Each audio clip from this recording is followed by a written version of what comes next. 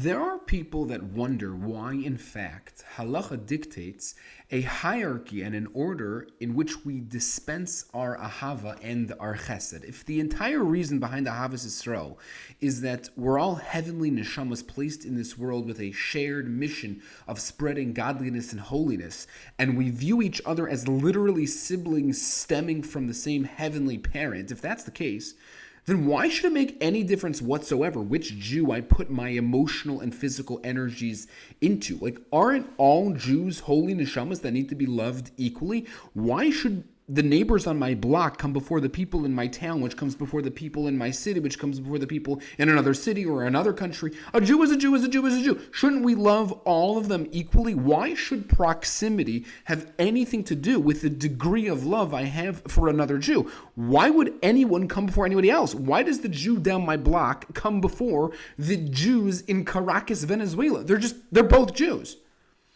So there's a Gemara in Saita Daf Beis Amid Beis, which I think can shed some light on this.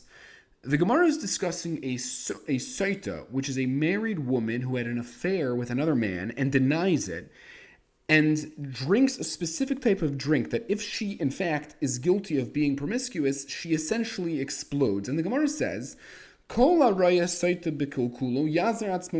that anybody who witnesses this Saita blow up should become a Nazir. They should refrain from drinking wine and frivolous activities. And the logic behind it is that the same way that more likely than not, overindulgence and frivolous activities led to this woman's inappropriate behavior, so therefore we demand that anybody who witnesses her explosion should become a Nazir. Now, there's an obvious question. Isn't the person who witnesses the woman blow up the last person that would need such a reminder? This man on his tour of the Beis HaMikdash, this simple guy who traveled from Haifa, who bought a day pass to the Beis HaMikdash, and he's carrying around his little turtle dove to bring on the Mizbeach, and he witnesses an extremely rare and dramatic and gory blowing up of a Saita, and her legs are falling off, and her body is all over the place, and her stomach is inflamed, and she's just lying in blood on the floor. Don't you think he'll be shaking like a lulav? Do you think he'll be far more careful than the typical person in regards to acting frivolously? He should be the last person to need to become a Nazir. Why does the Torah say that specifically he should be a Nazir, while his neighbor back home, who has pool parties all the time and is out about enjoying himself and is certainly not shy of indulgence whatsoever, doesn't need to become a Nazir? How does that make any sense? So here's an idea that I heard from Reb Daniel Belsky. He said, you want to know why specifically the person in the Beis HaMikdash needs to become a Nazir? It's because it wasn't an accident that he was in the Beis HaMikdash that day.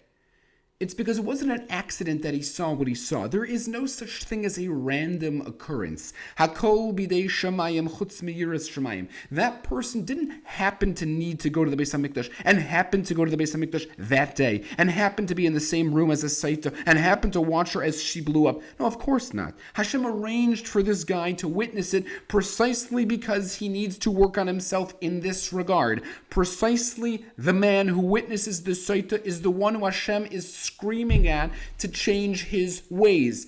Every single person you come in contact with, every neighbor you have, every camp counselor, every chiropractor, every dentist and roommate and classmate and barber, every yid you meet in shul is arranged by Hashem to be in your life because your neshama needs them and their neshama needs you, and they were orchestrated by heaven to be in your life, and you were orchestrated to be in theirs because Hashem wants you to help them and he wants them to somehow help you. The reason the Shulchan Aruch says that there are priorities for whom we do chesed for and give tzedakah to and have ahava towards is because the people closest to you are closest to you for a reason. Because Hashem, in his unbelievably unfathomable, uncomprehendable wisdom, knows that our neshamas need each other. And for all we know, that neighbor that you can't stand, that just moved on your block, that always takes your parking spot and always makes noise and has garbage all over his porch and never mows his lawn, that very neighbor, Hashem delicately arranged for him to specifically move to your city and your town and your block right next to you so that you can be his neighbor, for you to love him, for you to be kind to him, for you to see the good in him. The reason we put more emphasis on loving the people we know most is because the mere fact that Hashem put them in our daily lives is an indicator that He wants us to focus on them, that He cherishes our interactions and wants them to be filled with harmony and peace and love, for us to overcome our differences and see the common holiness contained in each of our souls. There was once a Yid named Menachem who decided one year that he was going to give this Rosh Hashanah his very all. He was going all out during davening. He's going to cry. He's going to sing. He's going to coronate Hashem like Hashem's never been coronated before. And he makes all the great preparations for the day.